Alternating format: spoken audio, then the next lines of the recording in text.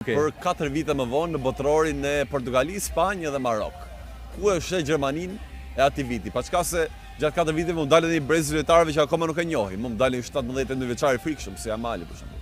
Patjetër, unë shoh Lennart Karl për shembull të Gjermanisë, e shoh një perspektive mirë. Le të themi në thonjza një Messi të Gjermanisë, pra një lojtar që mund të bëjë shumë mirë për Gjermaninë. Lennart Karl për mua ishte fatkeqësi që u dëmtua, sepse nëse do kishte patur minuta, është një lojtar që arrin të triblojë edhe të marrë lojtar pas vetes, pra mund të bëj 2 ose 3 lojtar që t'i ngatrojë aty diku në zonë që të hap një horizont tjetër për një lojtar tjetër.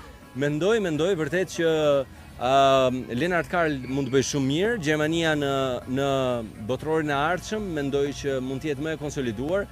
Fatmirësisht mendoj që do jetë një Gjermani e cila do ketë hequr disa nga, po të quajmë thonjza plesht e ekipit, të bëjë një spastrim tashmë dhe shpresoj të vinë një brez si ai Müller, Klose, Ozil, Khedira. Pra ai është një brez që jam nostalgjik